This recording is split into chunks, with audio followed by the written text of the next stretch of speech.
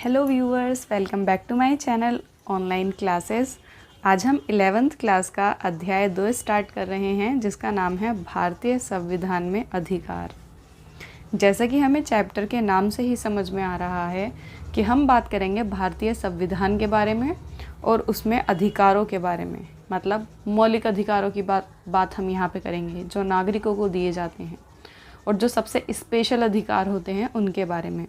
वैसे तो ये चैप्टर खुद में ही इतना इम्पोर्टेंट है कि इसमें से नोट्स ना बनाए जाएं और पूरा चैप्टर ऐसे ही पढ़ा जाए तो बेहतर है, लेकिन फिर भी मैं चैप्टर को छोटा कराने के लिए अंडरलाइंस कर दूंगी जिससे आप नोट्स बना सकते हैं। ठीक है, तो करते हैं हम चैप्टर स्टार्ट। देखो यहाँ पे एक कहानी दी गई है यहाँ से यहाँ तक, इसे मैं शॉर्ट में बता देती हूँ। यहाँ से यहाँ तक कि कुछ मज़दूर थे जिन्होंने सरकार के लिए काम किया, मतलब निर्माण कार्य जैसे पुल बनाना, बांध बनाना वगैरह। तो सरकार ने तो अपनी तरफ से इंजीनियर्स को पूरे पैसे दिए थे, लेकिन इंजीनियर्स ने क्या किया, मज़दूरों को पूरे पैसे नहीं दिए। अब मज़दूर क्या करें बेचारे, वो पढ़े लिखे भी नहीं हैं और वैसे भी मतलब उन्हें ये भी नहीं पता कि अदालत में जाना है या ऐसा कोई कानून भी है, तो वो उतनी ही मजदूरी लेके बैठ गए। लेकिन जब ये बात किसी को पता चली तो उसने क्या किया, अदालत में याचिका दायर कर दी। किस लिए? शोषण के विरुद्ध अधिकार, कि इन पर शोषण हो रहा है। शोषण क्यों? इन्होंने जितना काम किया है उतना पैसा इनको नहीं दिया गया, तो ये शोषण है। और अदालत ने वो बात सुनी और उनसे इंजीनियर्स से कहा कि आप इनको इनके पूरे पैसे दें, ठीक है, नहीं तो उसके खिलाफ क्या होगी, कार्यवाही होगी और उनको दंड मिलेगा, उनका जो भी दंड दिया गया होगा। वैसे यहाँ पे एक और मचल की, इससे ना आपको काफ़ी पता चलेगा कि ये कहानियाँ क्यों हैं, आगे पूरा चैप्टर में पता चलेगा। मचल लालुंग ये असली की कहानियाँ, जो कि 23 वर्ष का था। उस टाइम उस पर कोई गंभीर आरोप लग गया और उसको जेल में बंद कर दिया गया। उसके बाद उसकी मेंटल स्थिति अच्छी नहीं थी तो उसको हॉस्पिटल में भर्ती करवा दिया गया। हॉस्पिटल वाले बार बार फ़ोन करते पुलिस वालों को कि अब ये ठीक है, इसे कानूनी कार्यवाही के लिए ले जा सकते हैं, पर किसी ने नहीं सुना। और ऐसे ही उसकी ज़िंदगी के 77 वर्ष ख़राब हो गए, मतलब कोई सुनवाई ही नहीं हुई, वो ऐसे ही रहा, हॉस्पिटल जेल, कोई सुनवाई ही नहीं हुई। तो इनसे हमें क्या पता चलता है, उसकी पूरी लाइफ वेस्ट हो गई, मचल का पूरा जीवन ही व्यर्थ बीत गया, उसके मुकदमे की कोई सुनवाई ही नहीं हुई। हमारा संविधान सभी नागरिकों को जीवन और स्वतंत्रता का अधिकार देता है, मतलब सबको जीवन जीने का अधिकार है और सबको स्वतंत्रता का अधिकार है, तो उसको स्वतंत्र क्यों नहीं किया गया, जबकि वो दोषी भी नहीं था। दोषी तो बाद में, उसकी सुनवाई ही नहीं हुई, दोषी तो बाद में पता चलता। इसका अर्थ है कि हर नागरिक को अपने मुकदमे की निष्पक्ष और त्वरित सुनवाई का अधिकार है। यहाँ पर हमें ये पता चलता है कि कोई भी नागरिक हो, सबको निष्पक्ष सुनवाई का अधिकार है। निष्पक्ष सुनवाई से मतलब है कि जो वहाँ पर जज बैठा हुआ होगा, ठीक है, वो बिना किसी भेदभाव के दोनों पक्ष की सुनवाई सुनेगा और उसके बाद ही कोई फैसला करेगा, ठीक है। ये नहीं कि एक से उसे पर्सनली कुछ लगाव है तो उसको अच्छे से सुनेगा और दूसरे को नहीं सुनेगा। निष्पक्ष सुनवाई मतलब दोनों को सुनेगा अच्छे से, दोनों के सबूत देखेगा, दोनों के गवाह, सब कुछ देखेगा। और निष्पक्ष सुनवाई का मतलब ये भी है कि उसको अपने बारे में कहने का, अपने बचाव में कहने का मौका दिया जाए, उसको अदालत में पेश किया जाए। यहाँ तो उसको अदालत का मुंह ही नहीं दिखाया गया, उसकी पूरी लाइफ बर्बाद हो गई। तो इससे हमें एक अधिकार का पता चलता है कि नागरिक होने के नाते हम अपनी मुकदमे की निष्पक्ष और त्वरित सुनवाई करवा सकते हैं। त्वरित मतलब जल्द से जल्द। इसके बाद यहाँ पर और दूसरा था शोषण के विरुद्ध अधिकार। संविधान एक और अधिकार देता है जिसे हम कहते हैं शोषण के विरुद्ध अधिकार। ये अधिकार है जो मज़दूरों को इसी अधिकार से न्याय मिला कि अगर कोई ऐसा करता है कि काम ज़्यादा करवा रहा है और मजदूरी कम दे रहा है, मतलब एक तरीके से वो शोषण कर रहा है। तो शोषण में बहुत सारे टाइप्स आते हैं, ठीक है, महिला शोषण, फिर बाल शोषण और भी बहुत टाइप्स के शोषण आते हैं। लेकिन शोषण के विरुद्ध नाम का भी कोई अधिकार है। अधिकारों के हमें फ़ायदे ये हैं कि हम उनसे सुरक्षित होने के लिए अदालत का दरवाज़ा खटखटा सकते हैं, ठीक है। इसके बाद हम आते हैं अधिकारों का घोषणा पत्र। घोषणा पत्र किसे कहते हैं? उपयुक्त दोनों उदाहरणों से अधिकारों और उन्हें लागू किए जाने का महत्व तो हमें पता चलता ही है कि अधिकारों को किस लिए लागू किया जाता है। इसलिए अधिकतर लोकतांत्रिक देश में नागरिकों के अधिकारों को संविधान में सूचीबद्ध कर दिया गया है। क्या कर दिया गया है? सूचीबद्ध। मतलब वैसे तो हमें पता ही है कि अधिकार किस लिए बनाए जाते हैं, लेकिन हर एक देश में वहाँ के नागरिकों को कुछ स्पेशल अधिकार दिए जाते हैं जिन्हें हम मौलिक अधिकार कहते हैं। उनको सूचीबद्ध मतलब एक अलग ही स्पेशल तरीके से उनको बना दिया गया है, सूचीबद्ध कर दिया गया है। उसे ही हम अधिकारों का घोषणा पत्र कहते हैं। ठीक है, यहाँ से लिख सकते हैं, संविधान द्वारा प्रदान किए गए संरक्षण अधिकारों की ऐसी सूची को अधिकारों का घोषणा पत्र कहते हैं। क्लियर है? इसके बाद हम आते हैं यहाँ पर भारतीय संविधान में मौलिक अधिकार, कि हमारे संविधान में कौन कौन से मौलिक अधिकार हैं। वैसे तो हमारे संविधान में 6 मौलिक अधिकार हैं, उनके ऊपर एक मैंने शॉर्ट वीडियो भी बनाई हुई है, आप शॉर्ट में देख सकते हैं, लिंक मैं डिस्क्रिप्शन बॉक्स में दे दूँगी। लेकिन यहाँ हम जब लॉन्ग में पढ़ रहे हैं तो शॉर्ट में पढ़ने की ज़रूरत ही क्या है। मौलिक अधिकार वो अधिकार होते हैं जो एक नागरिक को उसको सुरक्षा महसूस करवाते हैं। ठीक है, स्वतंत्रता संघर्ष के दौरान स्वतंत्रता आंदोलन के नेताओं ने इन अधिकारों का महत्व समझा था और मांग की थी कि अंग्रेज शासकों को जनता के अधिकारों का आदर करना चाहिए। जब यहाँ पर अंग्रेज़ों का शासन था तो तब भी ये मांग चल रही थी। 1928 में ही मोतीलाल नेहरू ने समिति ने अधिकारों के एक घोषणा पत्र की मांग उठाई थी। 1928 देश आज़ाद हुआ था 1947 में, तो 1928 तो बहुत पहले की बात है। तब भी मांग की थी, क्योंकि अंग्रेज़ क्या करते थे, किसी को भी उठाया जेल में पटक दिया, किसी को भी उठाया मार दिया, किसी को भी उठाया गुलाम बना लिया, बिना पैसों के काम करा रहे हैं, झाड़ू पोछा करा रहे हैं, कुछ भी करा रहे हैं। ठीक है, पीट रहे हैं, कुछ भी कर रहे हैं, तो कोई सुनवाई ही नहीं है, क्योंकि सब चीज़ें उन्हीं की थी। तो उन्होंने मांग की थी, मोतीलाल नेहरू ने 1928 में ही इस चीज़ की मांग उठाई थी कि अधिकारों का एक घोषणा पत्र होना चाहिए। मतलब यहाँ का नागरिक होने के नाते हमें कुछ अधिकार प्राप्त होने चाहिए जिससे हम सुरक्षित महसूस कर सकें। सरकार मतलब नहीं तो सरकार उस टाइम निरंकुश हो रही थी ना, तो इसीलिए यहाँ के जितने भी लोग थे, जब संविधान बना 300 के करीब लोग थे और 3 साल तक लगातार बैठकें चली थी, तो उनको ये चीज़ बड़ी फील थी कि संविधान ऐसा होना चाहिए कि दोबारा हमारे ऊपर कोई राज ना कर पाए। क्यों?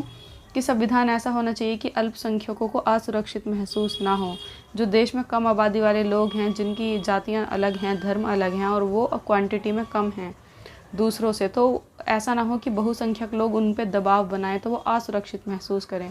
क्योंकि जब कोई असुरक्षित महसूस करता है तो वो विरोधी बन जाता है, और विरोधी बन जाए, जैसे आप घर में ये क्लास में देख लीजिए, अगर टीचर किसी 2 या 3 बच्चों के साथ गलत व्यवहार करेगा और बाकी सबके साथ सही, तो वो 2 या 3 बच्चे उस टीचर के विरोधी बन जाएंगे। हो सकता है वो उसके काम में अड़चन भी डालने लगें और सोचे कि इसे ज़्यादा से ज़्यादा प्रॉब्लम क्रिएट करें उसके लिए। तो इसलिए उन्होंने संविधान इस तरीके से बनाया कि किसी को भी संविधान से प्रॉब्लम ना हो। और वाकई में संविधान इस तरीके का है हमारे देश का कि वो किसी के भी बारे में कोई गलत बात नहीं कहता। छोटी से छोटी चीज़ का उसमें ध्यान रखा गया है, क्योंकि हमने एक लंबे अरसे के बाद ये जो अंग्रेज़ यहाँ से गए हैं तो उससे बड़ी प्रेरणा ली है। उसकी वजह से आपको आगे खैर चैप्टर में पता चलेगा, पिछले चैप्टर में भी था कि पूरे वर्ल्ड में सिर्फ 3 देशों के संविधान ही कारगर साबित हुए हैं, एक अमेरिका का, एक इंडिया का और एक दक्षिण अफ्रीका का। बाकी संविधान बार बार ख़त्म होते रहते हैं, बनते रहते हैं, क्योंकि उसमें कोई ना कोई गड़बड़ रहती है। तो हम यहाँ पर आते हैं। अतः यह स्वाभाविक था कि स्वतंत्रता के बाद संविधान निर्माण के दौरान संविधान में अधिकारों का समावेश करने व उन्हें सुरक्षित करने पर सभी की राय संविधान में उन अधिकारों को सूचीबद्ध किया गया जिन्हें सुरक्षा देनी थी और उन्हें मौलिक अधिकारों की संज्ञा दी गई। मतलब उन्होंने इस चीज़ से काफ़ी लंबी प्रेरणा ली और हर एक छोटी से छोटी बात का ध्यान रखा, और उन कुछ स्पेशल अधिकार थे जिनको सूचीबद्ध कर दिया गया और उनको नाम दिया गया क्या? मौलिक अधिकार। ठीक है,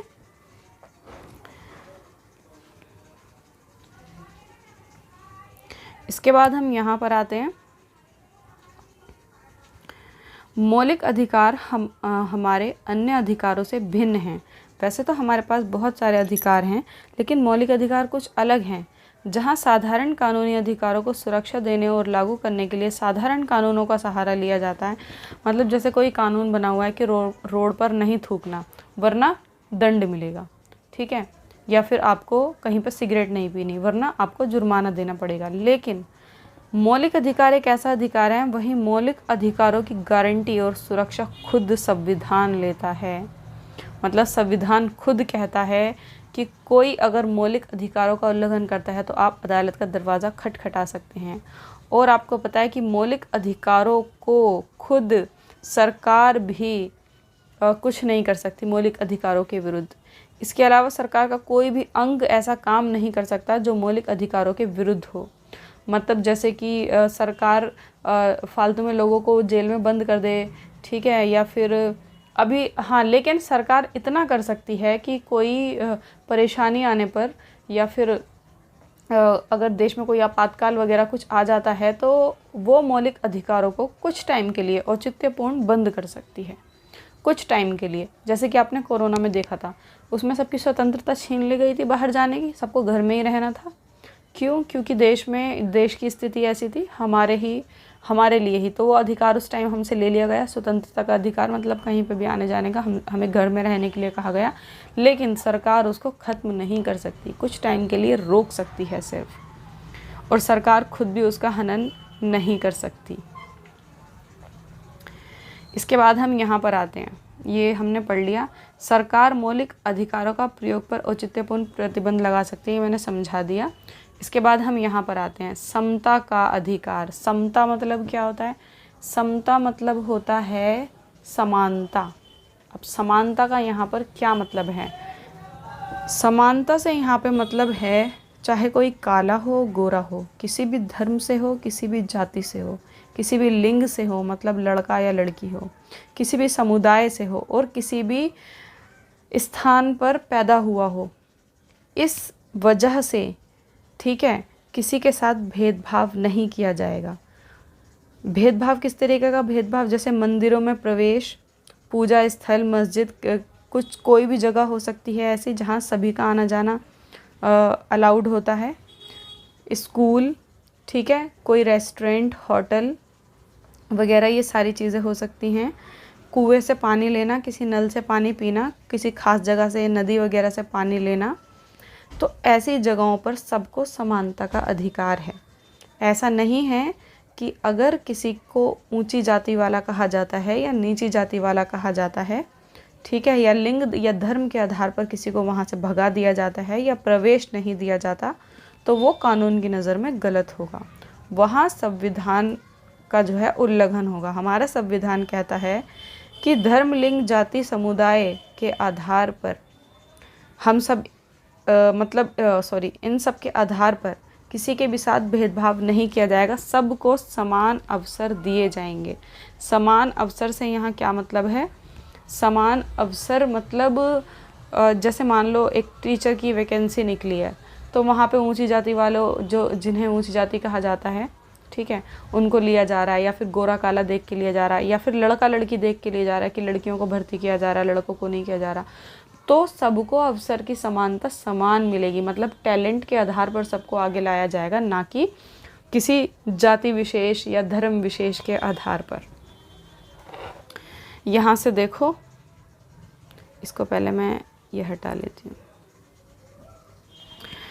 समता का अधिकार ऐसे और अन्य प्रकार के भेदभावों को समाप्त करने का प्रयास करता है। ये सार्वजनिक स्थलों, ये सब मैंने बता दिया ना, ये सब बता दिया है मैंने, ठीक है, ये सब भेदभाव नहीं हो सकता।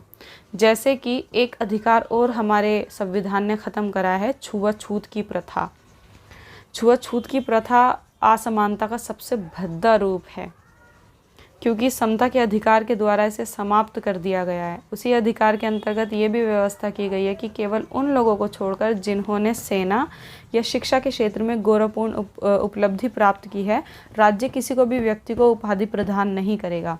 मतलब ये कि जिसने सेना ज्वाइन कर रखी है या सेना में बहुत ऊंचा पद ले रखा है, ठीक है, कोई अच्छा काम किया है सरकार की नज़र में, या फिर शिक्षा के लिए जैसे स्पोर्ट्स वगैरह किसी भी चीज़ में बहुत अपना नाम रोशन किया है पूरे देश का, तो ऐसे लोगों को ही मतलब सरकार या राज्य थोड़ी बहुत उपाधि दे सकता है, मतलब कुछ स्पेशल ट्रीट कर सकता है उसको, जैसे उसे एयरप्लेन की टिकट फ्री दे देगा, आने जाने की छूट वगैरह, लेकिन या फिर उसको हर किसी चीज़ में फ़र्स्ट प्रायोरिटी दी जाएगी, लेकिन हर किसी को नहीं, ठीक है। तो ये है समता का अधिकार। इसको आप पढ़ सकते हैं अनुच्छेद 16.4। मैं इसे आगे समझा दूंगी, आगे दिया हुआ है ये। प्रतिष्ठा की समानता, ये मैंने आपको समझा दी। प्रतिष्ठा की समानता और अवसर की समानता का क्या अर्थ है, मतलब सबको समान अवसर मिलने चाहिए, चाहे वो किसी भी धर्म, जाति या लिंग का हो। ठीक है। संविधान स्पष्ट करता है कि सरकार बच्चों, महिलाओं तथा सामाजिक और शैक्षणिक रूप से पिछड़े वर्गों की बेहतरी के लिए विशेष योजनाएं व निर्णय लागू कर सकती है। हाँ, यहाँ पर ना एक चीज़ आती है, आरक्षण।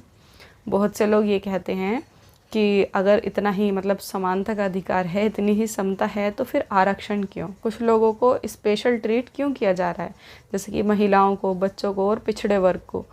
ठीक है, तो उनको स्पेशल ट्रीट इसलिए किया जा रहा है क्योंकि वो इतने पिछड़ चुके हैं। महिलाओं के साथ आप देखते ही हैं, अब तो खैर बहुत सारे अधिकार मिलने शुरू हो गए हैं। अब तो हम ऐसे वक्त में जी रहे हैं जहाँ बहुत सारे अधिकार मिलने शुरू हो गए हैं, नहीं तो महिलाओं को बहुत सारे अधिकारों से वंचित रखा जाता है, देखा जाए तो। इसलिए महिलाओं को और पिछड़े वर्ग को ज़्यादातर स्पेशल ट्रीट किया जाता है, चाहे वो बस हो, ट्रेन हो या कहीं पे भी कोई भी सीट हो, उनके लिए आरक्षण रिज़र्व रखा जाता है उनके लिए पहले से, ताकि वो आगे आएँ। ठीक है, और जब तक वो दूसरों के समान नहीं हो जाते तब तक ये आरक्षण रहेगा। जिन्होंने उन्हें मतलब जैसे ऊंची जाति वालों की वजह से ही नीची जाति वाले जो हैं वो पिछड़े हैं, तो जब तक उनका बैलेंस नहीं हो जाता, दोनों बराबर नहीं हो जाते, तब तक आरक्षण रहेगा। वैसे ही जब तक महिलाएं पुरुषों के बराबर नहीं आ जाती हर चीज़ में, तो आरक्षण रहेगा। तो यहाँ पे आरक्षण में संविधान अनुच्छेद 16.4 में साफ साफ कहता है कि आरक्षण जैसी नीति को समानता के अधिकार के उल्लंघन के रूप में नहीं देखा जा सकता। मतलब हम इसे ये नहीं कह सकते कि ये तो समानता के अधिकार का उल्लंघन हो रहा है, उसको ख़त्म किया जा रहा है। कहाँ है समानता का अधिकार? यदि आप संविधान की भावना से देखें कि संविधान ने क्या सोचकर किया है, तो आप इसको समानता ही समझेंगे, क्योंकि संविधान ने समान करने के लिए ही तो किया है ये भी, इसलिए कोई मतलब उसका उल्लंघन नहीं है। ठीक है। इसके बाद अनुच्छेद 21 भी आप पढ़ सकते हैं, आगे दिया हुआ है, मैं तब समझा दूंगी। इसके बाद यहाँ पर आता है स्वतंत्रता का अधिकार। स्वतंत्रता का अधिकार मतलब आप स्वतंत्रता तो बहुत अच्छे से हम जानते हैं, हम आए दिन स्वतंत्रता मांगते रहते हैं, पेरेंट्स से भी मांगते रहते हैं घर पे, हमें आने जाने की स्वतंत्रता दो, अपनी मर्ज़ी से करियर चूज़ करने की, अपनी मर्ज़ी से शादी करने की, और शादी करने की स्वतंत्रता तो सबको चाहिए, वो भी अपनी मर्ज़ी से। तो खैर ये वाली स्वतंत्रता नहीं, वो भी स्वतंत्रता ही है, लेकिन स्वतंत्रता का अर्थ है चिंतन, अभिव्यक्ति और कार्य करने की स्वतंत्रता। मतलब मैं किसी भी चीज़ पर सोच सकती हूँ, चिंतन मनन कर सकती हूँ, अपने बारे में सोच सकती हूँ। अभिव्यक्ति की स्वतंत्रता मतलब कहीं पे भी आ जा सकती हूँ, बोल सकती हूँ। मतलब जैसे अगर सरकार कुछ गलत कर रही है तो उसके खिलाफ हमारा कदम उठाना हमारी स्वतंत्रता है, और अपनी मर्ज़ी से कार्य करूँगी। अपनी मर्ज़ी से मतलब ये नहीं कि कोई भी इल्लीगल काम करने लग जाऊँ। अपनी मर्ज़ी से कार्य करने का मतलब ये है कि जो कार्य सरकार ने दिए हुए हैं बस वही कार्य हम कर सकते हैं। ठीक है, उनमें से चूज़ कर सकते हैं। लेकिन स्वतंत्रता का ये अर्थ बिल्कुल नहीं है कि हम जैसा चाहें वैसा करने लगें। अब सबको पसंद है कि मैं घर के कपड़े पहन के जाऊँ स्कूल में, स्कूल की ड्रेस पसंद नहीं है तो क्योंकि मुझे स्वतंत्रता का अधिकार है। तो स्वतंत्रता सिर्फ इतनी होनी चाहिए कि वो दूसरों को नुकसान ना पहुँचाएं, क्योंकि कहीं पर भी आने जाने का अधिकार है, तो आप किसी के भी घर में घुस जाएंगे क्या? नहीं ना। तो स्वतंत्रता सिर्फ यहाँ पर है, ऐसा करने की इजाज़त दे दी है, तो स्वतंत्रता सिर्फ इतनी होनी चाहिए कि वो दूसरों को नुकसान पहुँचाए बिना, कानून को ठेस पहुँचाए बिना अपनी स्वतंत्रता का आनंद ले सकें। ये नहीं कि अपनी स्वतंत्रता के चक्कर में आप दूसरे की स्वतंत्रता ख़राब कर रहे हैं। इसके बाद आता है जीवन और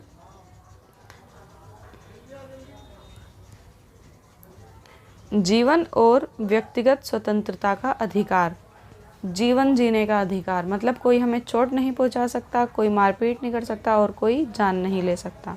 स्वतंत्रता के सबसे पहले महत्वपूर्ण अधिकारों में जीवन और व्यक्तिगत स्वतंत्रता का अधिकार है।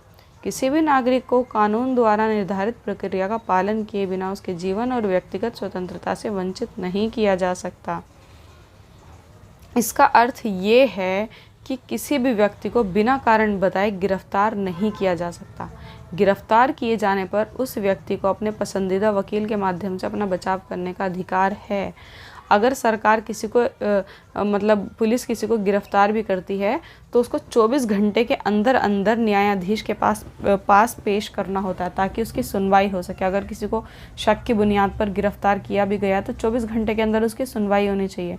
और आप बताइए कितने घंटे के अंदर सुनवाई होती है? 3-3 महीने सुनवाई नहीं होती है लोगों की, एक बार जेल में चले जाते हैं, तो चाहे वो शक की बुनियाद पे या गलत तरीके से ही क्यों ना गए हों। लेकिन यहाँ पर है जीवन का और व्यक्तिगत स्वतंत्रता का अधिकार कि पुलिस कभी इस तरीके से गिरफ्तार नहीं कर सकती। हमेशा वारंट होता है उनके पास, और वारंट मांगने का अधिकार भी होता है। अगर कोई गिरफ्तार करता है तो उससे वारंट मांगिए कि कहाँ है आपके पास अधिकार गिरफ्तार करने का, हमें पेपर्स दिखाओ, ठीक है। और उसके बाद लेकिन ये सब होता नहीं है, खैर एक्चुअल लाइफ में ऐसा बहुत ही कम होता है। और 24 घंटे के अंदर उसको न्यायाधीश के सामने पेश करने का भी अधिकार है, क्योंकि वो ठीक है या नहीं ये निर्णय सिर्फ न्यायाधीश करेगा कि जो गिरफ्तार हुआ है वो मुजरिम है या नहीं, वो कौन करेगा? जज तय करेगा। लेकिन करता कौन है तय? पुलिस वाले तो खुद ही तय कर देते हैं कि कि जो पकड़ा गया है वो मुजरिम है या नहीं। पुलिस वाले ही पीट पाट के सब ठीक कर देते हैं कि हाँ भाई वही, उन्हें तो ले जाने की ज़रूरत ही नहीं होती, चाहे किसी निर्दोष को ही क्यों ना मारा जाए।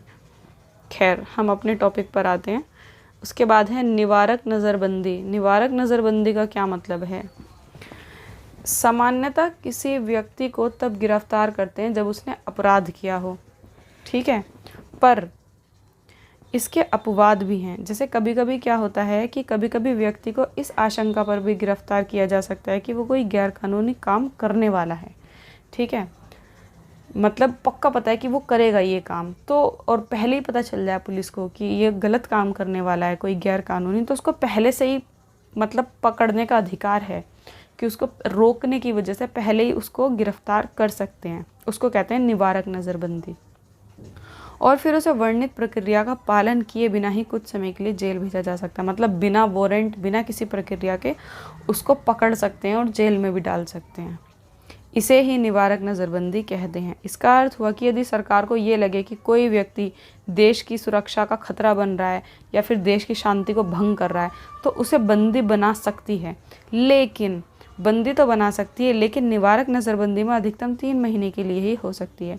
मतलब 3 महीने के अंदर अंदर उनको मामला रफा दफा करना पड़ेगा। 3 महीने के भीतर उनको सुनवाई करनी पड़ेगी कि वो सच में वो काम करने वाला था या नहीं, और 3 महीने के बाद उसको छोड़ना पड़ेगा, ठीक है। नज़रबंदी भी सिर्फ 3 महीने के लिए। इसके बाद अन्य स्वतंत्रताएं। स्वतंत्रता के अधिकार के अंतर्गत कुछ और भी अधिकार आते हैं। इनमें से कोई भी अधिकार निरंकुश नहीं है। निरंकुश मतलब कोई भी अपनी स्वतंत्रता को लेके बिल्कुल निरंकुश ना हो जाए। निरंकुश मतलब जिस पे कोई अंकुश ही ना हो, बिल्कुल फैला फैला फिरे जंगल राज की तरह। भैया मैं तो आज़ाद हो गया, स्वतंत्र हो गया, अब तो मैं कुछ भी कर सकता हूँ, ऐसी वाली आज़ादी नहीं दी है संविधान ने, ठीक है। सभा और सम्मेलन करने की स्वतंत्रता का प्रयोग करने पर यह शर्त है कि वह शांतिपूर्ण तथा बिना हथियारों के हो। सरकार किसी क्षेत्र में 5 या 5 से अधिक अधिकारों की सभा पर भी प्रतिबंध लगा सकती है। अब आप स्वतंत्रता के आधार पर और सबको इकट्ठा कर रहे हैं, चलो भाई नारेबाजी करते हैं, गली गली घूमते हैं, ठीक है, अपने धर्म का प्रचार करते हैं सबको ले जाके, लेकिन अगर उससे दूसरे को ठेस पहुंचती है, दूसरे उससे चिढ़ते हैं, ठीक है, आप बहुत सारे लोगों को इकट्ठा करके और किसी एक धर्म का खास प्रचार करने गलियों में निकलते हैं, तो जो लोग जिनका काम होगा गलियों से आने जाने का या किसी को स्कूल अपने बच्चे को लेने जाना और उसी टाइम वो भीड़ भाड़ आ जाती है, तो लोग चिढ़ते हैं ऐसी चीज़ों से। तो सरकार 4 या 5 लोगों से अधिक लोगों की सभा पर भी प्रतिबंध लगा सकती है। ये भी संविधान में है, सरकार के पास इतना कानून है। लेकिन अगर ये सब चीज़ें करनी है ना तो उसके लिए छूट है, आप कर सकते हैं, अपने धर्म का प्रचार कर सकते हैं, आप बहुत सारे लोगों को इकट्ठा करके नारे लगा सकते हैं, लेकिन इन सब के लिए परमिशन लेनी पड़ती है। इसके बाद हम नेक्स्ट पेज पर आते हैं। यहाँ पर आरोपी या अभियुक्त के अधिकार। एक जिसे आरोपी ठहराया जाता है उसके क्या क्या अधिकार होते हैं। हमारा संविधान इसका भी प्रावधान करता है कि उन लोगों को भी पर्याप्त सुरक्षा मिले जिन पर विभिन्न अपराधों के आरोप हों, ठीक है। मतलब ये नहीं कि अपराध लगा दिया किसी के ऊपर और उसको जेल में भेज दिया और बंद कर दिया, नहीं। हो सकता है कि उस पर झूठा अपराध लगाओ, तो उसके पास भी ये कानून होता है कि जिस पर भी अपराध लगता है वह दोषी है, ज़रूरी नहीं। इसलिए न्यायालय किसी व्यक्ति को किसी अपराध का दोषी नहीं ठहराता जब तक दोषी वो माना ना जाए। तो उसके लिए वो क्या क्या कर सकता है? न्यायालय निष्पक्ष सुनवाई करता है, वो अपने खुद का वकील ला सकता है। किसी भी व्यक्ति को एक ही अपराध के लिए एक बार से ज़्यादा सज़ा नहीं दी जा सकती। ये नहीं कि जैसे एक बार किसी को पकड़ा और उसने अपने अपराध की सज़ा काट ली, ये नहीं कि अगले साल फिर उसको पकड़ के बैठ जाएंगे, फिर पकड़ के बैठ जाएंगे। बार बार नहीं, सिर्फ एक बार सज़ा देनी है। कोई भी कानून किसी भी कार्य को पिछली तारीख से अपराध घोषित नहीं कर सकेगा। कोई भी कानून किसी भी कार्य को पिछली तारीख से अपराध घोषित नहीं कर सकेगा। मतलब जैसे एक बार किसी का फैसला हो गया, उसने अपनी सज़ा वगैरह काट ली, अब फिर से पिछली तारीख है उखाड़ के ला रहे हैं कि उसने ये वाला अपराध किया था, तो ऐसे नहीं करना बार बार। किसी भी व्यक्ति को स्वयं अपने विरुद्ध साक्ष्य देने के लिए नहीं कहा जा सकेगा। मतलब कोई व्यक्ति खुद अपने लिए सबूत वगैरह नहीं दे सकता, उसको किसी और को लाना पड़ेगा। इसके बाद है शोषण के विरुद्ध अधिकार। इसका मतलब ये नहीं है। इसका मतलब ये है कि किसी भी व्यक्ति को स्वयं अपने विरुद्ध साक्ष्य देने के लिए नहीं कहा जा सकेगा। मतलब किसी व्यक्ति को ये नहीं कहा जाएगा कि तुम खुद सबूत दो कि तुम गुनहगार हो या नहीं। सबूत कोई भी ले जा सकता है, ठीक है, कोई भी, क्योंकि अदालत, वो तो बेचारा अंदर जब जेल में बंद हो जाएगा तो वो सबूत कहाँ से इकट्ठा करेगा? तो सबूत तो कोई दूसरा ही इकट्ठा करता है। तो उसको नहीं कहा जा सकता कि तुम ही अपने खिलाफ साक्ष्य इकट्ठा करो, ठीक है। इसके बाद हम आते हैं यहाँ पर शोषण के विरुद्ध अधिकार। तो ये पूरा पैराग्राफ काफ़ी खास है। शोषण के विरुद्ध अधिकार। अपने देश में करोड़ों लोग गरीब हैं, दलित हैं, ठीक है, जो बहुत सारे अधिकारों से वंचित हैं या लोगों के द्वारा उनका शोषण हो सकता है और हो रहा है। इतने सारे अधिकार होने के बावजूद भी शहरी क्षेत्रों में तो ऐसा बहुत ना के बराबर है ही नहीं। लेकिन जो ग्रामीण इलाके हैं और जो बहुत ज़्यादा पिछड़े गाँव हैं, उनमें तो ये सिस्टम आज भी चलता है, ये जातिवाद सिस्टम। बच्चों से टॉयलेट साफ़ करवाए जाते हैं। आए दिन न्यूज़ चैनल्स में देखते नहीं आप क्या क्या चल रहा है, ठीक है। कई बार औरतों को बेइज्जत किया जाता है, किसी को जूते में कुछ पिला रहे हैं, किसी को कुछ, पता नहीं किस किस तरीके की न्यूज़ें आती रहती हैं। तो आज भी मतलब दलितों पे और गरीबों पे बहुत ज़्यादा शोषण है और कई जगह महिलाओं पर भी बहुत ज़्यादा शोषण है। ऐसे शोषण को हम अपने देश में बेगार या बंधुआ मजदूरी के रूप में जानते हैं। पहले कैसे होता था ये शोषण? बंधुआ मजदूर और बेगार मजदूर जिन्हें कहते थे, उनको क्या करते थे? मजदूरों को खरीद लिया करते थे और फिर उनसे जितना मर्जी उतना काम करवाते थे, चाहे वो काम कर करके उनकी मौत ही क्यों ना हो जाए। उनको पैसे नहीं देते थे, सिर्फ 2 टाइम का खाना देते थे और वो भी ढंग से नहीं देते थे। उनको बंधुआ मजदूर कहते थे। तो आज भी बहुत सारे लोगों की हालत इसी प्रकार है जिनके साथ शोषण हो रहा है। इस प्रकार के शोषण में लोगों को दास के रूप में खरीदा और बेचा जाता था, अभी मैंने बताया। इन दोनों प्रकार के शोषण में संविधान प्रतिबंध लगाता है। मतलब अब कोई भी बंधुआ मजदूर या बेगार मजदूर नहीं हो सकता। अगर कोई किसी को खरीदता है तो ये कानूनन जुर्म है, कोई किसी को नहीं खरीद सकता। पुराने समय में ज़मींदार, सूदखोर, अन्य धनी लोग बंधुआ मजदूर करवाते थे। एक बार खरीद लेते थे और फिर पूरी ज़िंदगी उनसे काम कराते थे, ख़ास तौर से भट्टे के काम में। भट्टे का काम होता है, ईंट वींट बनाने का काम होता है ना, वो बड़ा ही बहुत ही ज़्यादा मेहनत वाला काम होता है। तो बहुत ही ज़्यादा मेहनत वाला काम उनसे कराया जाता था और बदले में 1 या 2 वक्त की रोटी सिर्फ। बंधुआ मजदूर करवाई जाती है। अब इसे अपराध घोषित कर दिया गया, पर अब कानून की नज़र में ये अपराध है और अगर कोई ऐसा करता है तो उसको दंड दिया जाएगा।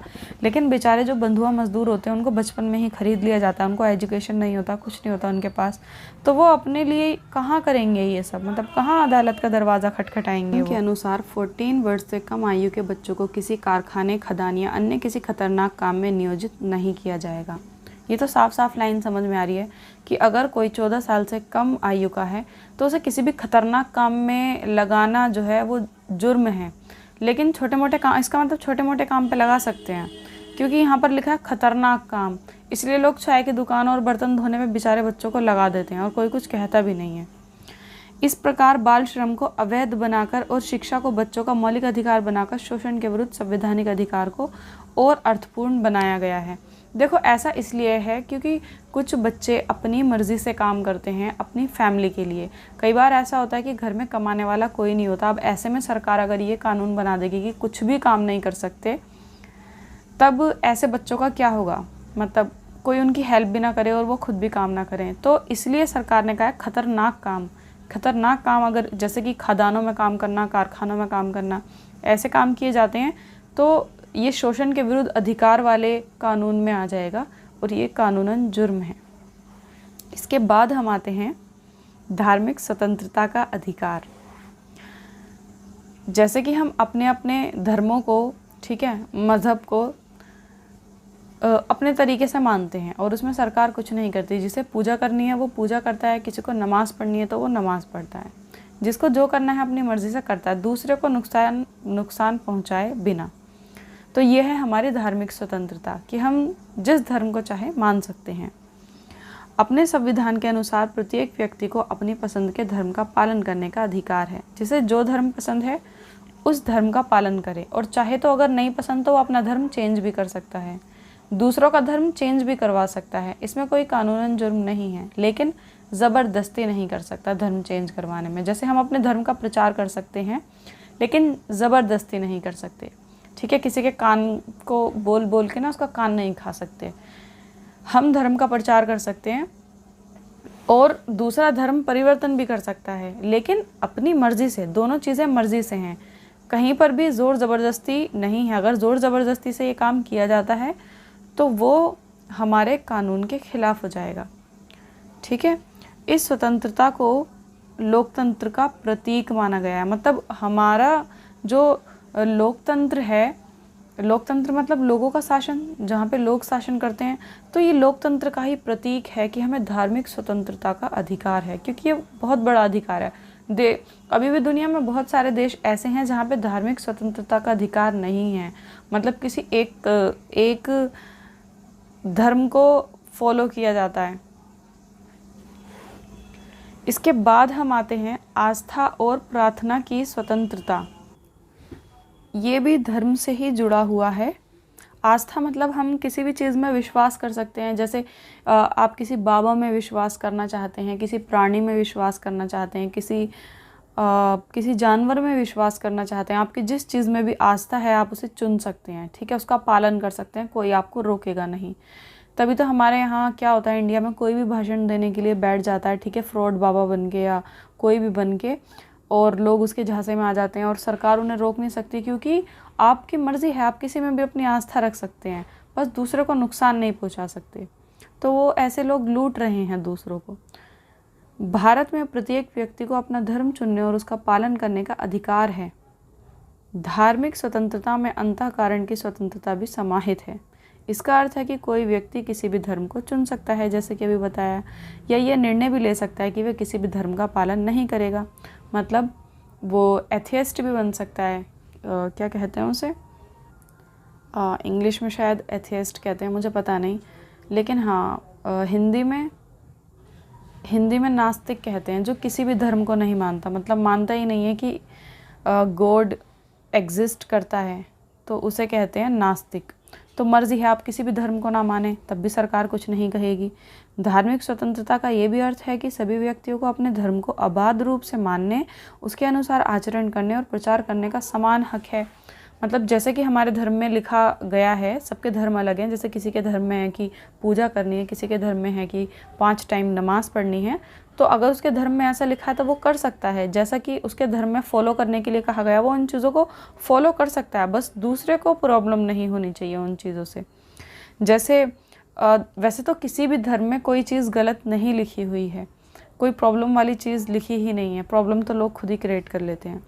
लेकिन धार्मिक स्वतंत्रता पर कुछ प्रतिबंध भी हैं, ठीक है। जैसे लोक व्यवस्था, नैतिकता, स्वास्थ्य के आधार पर सरकार धार्मिक स्वतंत्रता पर प्रतिबंध लगा सकती है। मतलब अगर धर्म के नाम पर नैतिकता में कमी आ रही है, ठीक है, गलत चीज़ें फैलाई जा रही हैं, लोगों का स्वास्थ्य खराब हो रहा है, जैसे और व्यवस्था खराब करी जा रही है, ठीक है, माहौल ख़राब करा जा रहा है, तो सरकार एक्शन ले सकती है। धार्मिक स्वतंत्रता का अधिकार असीमित नहीं है। मतलब हमें धार्मिक स्वतंत्रता का अधिकार मिला तो हुआ है, लेकिन एक लिमिट तक। ऐसे नहीं आप कुछ भी कर सकते हो। हमारे यहाँ पे जो अधिकार है ना धर्म के नाम पे, वो ये है कि टाइम टू टाइम न्यायालय, ठीक है, हमारे धर्म में हस्तक्षेप कर सकता है। मतलब अगर उनको लग रहा है कि व्यवस्था ख़राब हो रही है या अनैतिक चीज़ें फैलाई जा रही हैं या स्वास्थ्य पर कोई असर हो रहा है, लोगों पे कोई गलत प्रभाव पड़ रहा है धर्म का, तो वह एक्शन ले सकती हैं। जबकि कुछ देश ऐसे हैं जहाँ पर ये भी नहीं है कि एक्शन नहीं लिया जाता है इन चीज़ों पे। कुछ सामाजिक बुराइयों को दूर करने के लिए सरकार ने ऐसा किया, जैसे कि सती प्रथा। क्या होता था कि अगर पहले एक तो बच्चों की शादियाँ हो जाती थी, छोटे छोटे बच्चों की, 10-10, 8-8 साल की लड़कियों और लड़कों की, और उस टाइम ना टीकाकरण भी नहीं होता था, तो बीमारियाँ ज़्यादा थी, जिसकी वजह से मौतें भी बहुत ज़्यादा होती थी। तो क्या होता था कि हस्बैंड ख़त्म हो जाता था, तो उसी की अर्थी के साथ लड़की को ज़िंदा जला दिया जाता था कि ये लड़की क्या करेगी, उसे कहते थे सती प्रथा। तो वो प्रथा कानून की नज़र में बहुत ही ज़्यादा क्रूर टाइप की थी, बहुत ही ज़्यादा क्रूर। तो सरकार ने उसको बंद कर दिया, मतलब सरकार ने हस्तक्षेप किया है धर्म में। ऐसे ही बहुत सारी चीज़ें हैं, जैसे जातिवाद प्रथा भी है, और ऐसे बहुत सारी चीज़ें हैं जो धर्म के नाम पर हैं, जिन्हें सरकार ने बैन किया। जैसे शादियाँ, किसी धर्म में ऐसा होता है कि शादियाँ कर सकते हैं, ठीक है, बहुत सारे धर्म हैं ऐसे कि 2 या 3 शादियाँ कर सकते हैं, तो उस पर सरकार ने बैन लगा दिया कि एक ही शादी रहेगी, दूसरी शादी करेंगे तो वो गलत है। तो इस तरीके की कुप्रथाओं को ख़त्म करने के लिए सरकार को अधिकार है कि वो धर्म के बीच में हस्तक्षेप कर सकती है। इसके बाद हम आते हैं यहाँ पर, सभी धर्मों की समानता। इसका मतलब है विभिन्न धर्मावलंबियों का देश होने के कारण ज़रूरी है, क्योंकि हमारे देश में इतने सारे धर्म हैं, बहुत सारे, कि सरकार विभिन्न धर्मों के साथ समानता का बर्ताव करे। क्योंकि अगर ऐसा नहीं होगा, सरकार किसी एक धर्म के पक्ष में ज़्यादा रहेगी, तो बाकी के जो धर्म के लोग हैं ना, वो चिढ़ने लगेंगे, वो उस जगह से कटने लगते हैं। इसलिए और फिर क्या होता है, फिर ये लड़ाइयाँ बढ़ जाती हैं और फिर देश बढ़ते हैं। तो इसलिए ये ज़रूरी है कि सभी धर्मों के साथ समानता का बर्ताव किया जाए। इसका अर्थ ये भी है कि सरकार किसी विशेष धर्म का पक्ष नहीं लेगी। भारत का कोई राजकीय धर्म नहीं है, जैसे किसी किसी देश का होता है राजकीय धर्म, जैसे कोई कंट्री मुस्लिम कंट्री है या कोई कंट्री क्रिश्चियन कंट्री है, इस तरीके से। तो हमारी जो कंट्री है, कोई कंट्री पूरी हिंदू कंट्री है, तो हमारा कोई राजकीय धर्म नहीं है। हमारा जो देश है वो सभी धर्मों का पालन करता है, ठीक है, सभी धर्मों को एक समान मानता है, कोई खास धर्म नहीं है। इसके बाद हम आते हैं सांस्कृतिक और शैक्षिक अधिकार। ऐसे विविधता भरे समाज में कुछ समुदाय छोटे हैं, कुछ बड़े हैं। क्या ऐसी स्थिति में अल्पसंख्यक समुदाय को बहुसंख्यक समुदाय की संस्कृति स्वीकार करनी पड़ेगी? अगर सरकार ऐसे कानून नहीं बनाएगी तो जो बहुसंख्यक समाज है, जिनकी तादाद ज़्यादा है, वो कम वाले लोगों पर ना अपने डिसीजंस थोपेगी, और ज़रूर थोपेगी। क्योंकि इतने कानून होने के बावजूद भी ऐसा होता है कि जिनकी संख्या ज़्यादा होती है, वो कम संख्या वाले लोगों को प्रताड़ित करना शुरू कर देते हैं, उनको तंग करना, उनका धर्म परिवर्तन करवाना, ये सब शुरू हो जाता है, वो भी ज़बरदस्ती। तो इसलिए सरकार ने ये बनाया है, ऐसे कानून बनाए हैं कि आपकी जो संस्कृति है उसको कोई छेड़छाड़ नहीं करेगा। आप अपनी संस्कृति के अनुसार रह सकते हैं। जैसे कि अगर कोई साड़ी पहनना चाहता है तो साड़ी पहन सकता है, कोई बुर्का पहनना चाहता है तो बुर्का पहन सकता है। ये नहीं कि कोई किसी को फोर्स नहीं करेगा कि साड़ी ही पहनो या बुर्का ही पहनो या ना पहनो, ठीक है। जिसकी जैसी संस्कृति है वो ठीक है, क्योंकि हमारे देश में इतनी ज़्यादा विविधता है, डाइवर्सिटी है बहुत ज़्यादा, तो इसलिए सबका सम्मान करना ज़रूरी है। हमारा संविधान मानता है कि विविधता हमारे समाज की मजबूती है, कि जो विविधता है ना, इतने प्रकार के लोग और इतने टाइप्स के लोग रहते हैं, इतनी भाषाओं वाले। देखो, हमारी मातृभाषा हिंदी है, लेकिन हमारे देश में बहुत सारे करोड़ों लोगों को हिंदी आती ही नहीं है, वो अलग अलग लैंग्वेजेस यूज़ करते हैं, इतनी ज़्यादा विविधता है। तो हमारा संविधान ये नहीं मानता कि विविधता हमारी कमज़ोरी है, वो मानता है कि विविधता हमारी मजबूती है, और मजबूती कब बनेगा, जब सबका सम्मान किया जाएगा। अतः अल्पसंख्यकों को अपनी संस्कृति को बनाए रखने का अधिकार है, ठीक है। कोई उनकी संस्कृति के साथ कोई छेड़छाड़ नहीं कर सकता, वो अपनी संस्कृति को अपना सकते हैं। किसी समुदाय को केवल धर्म के आधार पर नहीं, बल्कि भाषा और संस्कृति के आधार पर भी अल्पसंख्यक माना जाता है। मतलब ये नहीं आप सिर्फ ऐसे मानोगे, जैसे हमारे देश में हिंदुओं की जनसंख्या ज़्यादा है तो वो बहुसंख्यक हैं, ठीक है, और बाकी सब अल्पसंख्यक हैं। सिर्फ धर्म के नाम पर ही अल्पसंख्यक और बहुसंख्यक नहीं होता, भाषा के नाम पर भी होता है। जैसे हिंदी बोलने वाले लोग बहुसंख्यक हैं, मराठी बोलने वाले अल्पसंख्यक हैं, ऐसे मतलब, या इंग्लिश बोलने वाले तो सबसे ज़्यादा बहुसंख्यक है। हमारे देश में सबसे ज़्यादा आई थिंक इंग्लिश ही बोली जाती है, जहाँ तक मुझे लगता है। तो उसके और संस्कृति के नाम पे भी हो सकते हैं, जैसे कोई अलग संस्कृति है किसी की, ठीक है, उसके हिसाब से कोई बहुसंख्यक है, कोई कुछ है। तो शहर में रहने के हिसाब से, गांव में रहने के हिसाब से आप सिर्फ धर्म के नाम पर अल्पसंख्यक या बहुसंख्यक नहीं हो सकते। आप भाषा के नाम पर, जाति के नाम पर और संस्कृति के नाम पर, भाषा के नाम पर बहुत सारी चीज़ों में अल्पसंख्यक या बहुसंख्यक हो सकते हैं। अल्पसंख्यक मतलब कम और बहुसंख्यक मतलब ज़्यादा। अल्पसंख्यक मतलब जिनकी संख्या अल्प हो मतलब कम हो, और बहुसंख्यक जिनकी संख्या बहु हो मतलब ज़्यादा हो। अल्पसंख्यक वह समूह हैं जिनकी अपनी एक भाषा या धर्म होता है और देश के किसी एक भाग या पूरे देश संख्या पर आधार पर वह किसी समूह से छोटा है। वही चीज़ जो अभी मैंने तुम्हें समझाई। अल्पसंख्यक मतलब पूरे देश के हिसाब से कम होते हैं। जैसे मैं कहूँ बंगाली बोलने वाले कम हैं, बंगाली बोलने वाले अल्पसंख्यक हैं। तो जैसे पूरे देश में कौन सी भाषा ज़्यादा बोली जाती है? इंग्लिश। बंगाली कितनी बोली जाती है? मान लो 20%। इंग्लिश बोली जाती है 90%। तो इंग्लिश बहुसंख्यक हो गई, बंगाली कम हो गई। वैसे मुझे नहीं पता कि कौन सी ज़्यादा कौन सी कम, मैंने सिर्फ एक एग्जाम्पल दिया है, ठीक है। अब कमेंट बॉक्स में बताने मत लग जाना कि मैम ये वाली बोली जाती है और वो वाली बोली जाती है, क्योंकि मैंने सिर्फ एग्जाम्पल दिया है, ठीक है। अभी यहाँ पर हम आते हैं संवैधानिक उपचारों का अधिकार। अब तो हमने संविधान में बहुत सारे अधिकार पढ़ लिए, अब उनका उपचारों का अधिकार मतलब अगर कोई उनका उल्लंघन करता है तो क्या होगा। उल्लंघन होने पर अधिकारों की रक्षा की जा सके, और रक्षा कैसे की जाएगी, उसके पीछे और भी कानून बनाए जाएंगे कि अगर कोई इनका उल्लंघन करेगा तो इस कानून के तहत उसको सज़ा दी जाएगी। संवैधानिक उपचारों का अधिकार वह साधन है जिसके द्वारा ऐसा किया जा सकता है। डॉक्टर अंबेडकर ने इस अधिकार को संविधान का हृदय और आत्मा की संज्ञा दी है। मतलब संवैधानिक उपचारों का जो अधिकार है ये संविधान का दिल और उसकी आत्मा है, यहाँ तक कह दिया। तो मतलब इतने बड़े अधिकार हैं ये। इसके अंतर्गत हर नागरिक को यह अधिकार प्राप्त होता है कि वह अपने मौलिक अधिकारों के उल्लंघन किए जाने पर सीधे उच्च न्यायालय, सर्वोच्च न्यायालय जा सकता है। उसको कोई मतलब अगर वैसे बाकी अधिकारों का कुछ होता है तो पहले FIR कराओ, ये वो वगैरह बहुत सारे वो होते हैं, लेकिन अगर मौलिक अधिकारों का उल्लंघन किया जाता है तो सीधे न्यायालय या फिर सर्वोच्च न्यायालय जो सुप्रीम कोर्ट होता है उसमें जाया जा सकता है। इसके बाद ये हैं हमारे कुछ अधिकार, ठीक है, संवैधानिक उपचारों के अधिकार में। पहला है बंदी प्रत्यक्षीकरण। इसका क्या मतलब है? बंदी प्रत्यक्षीकरण के द्वारा न्यायालय किसी भी गिरफ्तारी व्यक्ति को न्यायालय के सामने प्रस्तुत करने का आदेश देता है। यानी कि उसको जेल में ही सड़ा दिया जाए, उसको अदालत में पेश करना पड़ेगा ताकि वो अपनी सफाई दे सके। फिर है परमादेश। इसका क्या मतलब है? यह आदेश तब जारी किया जाता है जब न्यायालय को लगता है कि कोई सार्वजनिक पदाधिकारी अपने कानूनी संवैधानिक दायित्वों का पालन नहीं कर रहा। जैसे कि पुलिस वाले खुद ही अपने कानूनों का पालन नहीं कर रहे, ठीक है, अपने दायित्वों का पालन नहीं कर रहे, कि पुलिस वालों का जो काम है वो खुद ही उसका पालन नहीं कर रहे, तो इसके लिए परमादेश है।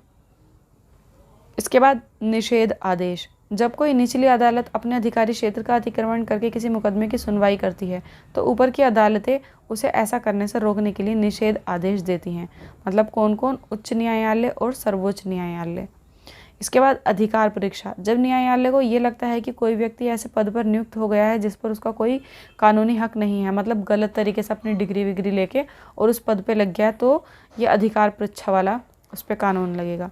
फिर उत्प्रेषण रिट। जब कोई निचली अदालत या सरकारी अधिकारी बिना अधिकार के कोई कार्य करता है तो न्यायालय उसके समक्ष विचाराधीन मामले को उसे लेकर उत्प्रेषण द्वारा उसे ऊपरी अदालत या अधिकारी को हस्तांतरित कर देता है।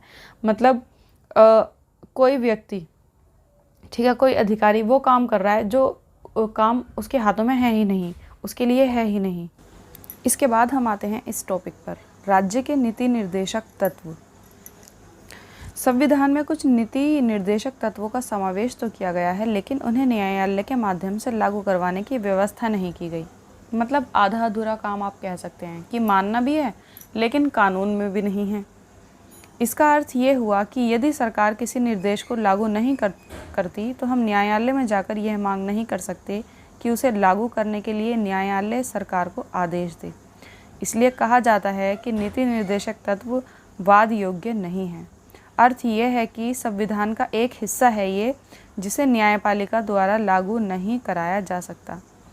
मतलब नीति निर्देशक तत्व एक संविधान का एक ऐसा हिस्सा है जिसे लागू नहीं किया जा सकता। इसके बाद हम आते हैं नीति निर्देशक तत्व। ये क्या हैं? मतलब ये तो हमने पढ़ लिया है, लेकिन इस चीज़ से हम समझ सकते हैं ये एक ऐसे लक्ष्य और उद्देश्य होते हैं जो समाज के रूप में हमें स्वीकार करने चाहिए, क्योंकि हम एक समाज में रहते हैं, मतलब लोगों के साथ रहते हैं, लोगों के बीच रहते हैं, हमारा एक समाज है और समाज के बिना भी नहीं रह सकते हम अगर देखा जाए तो समाज में रहने के नाते हमें इसका पालन करना चाहिए। वह अधिकार जो नागरिकों को मौलिक अधिकारों के अलावा मिलने चाहिए और वह नीतियाँ जिन्हें सरकार को स्वीकार करना चाहिए, उसे कहते हैं नीति निर्देशक तत्व। मतलब वह अधिकार जो सरकार को स्वीकार कर लेने चाहिए, ठीक है, और वो अधिकार जो लोगों को मिलने चाहिए।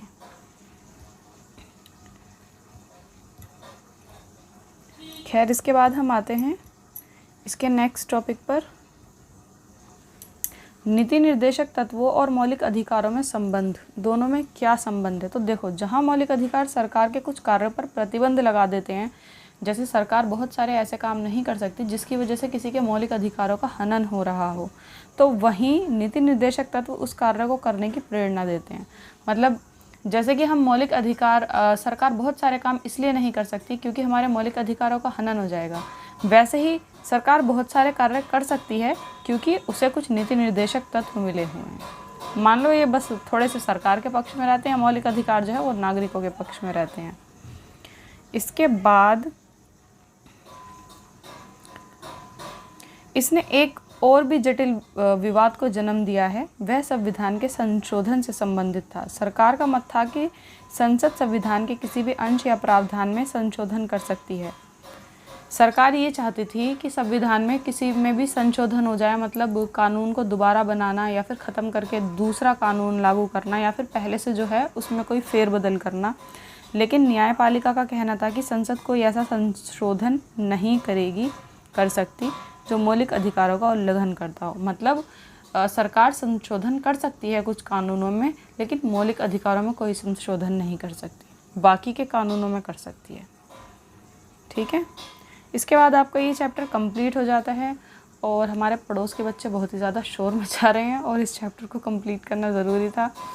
तो आई होप आपको वीडियो पसंद आया होगा शोर शराबे के साथ। मिलते हैं नेक्स्ट वीडियो में नेक्स्ट चैप्टर के साथ। Bye guys.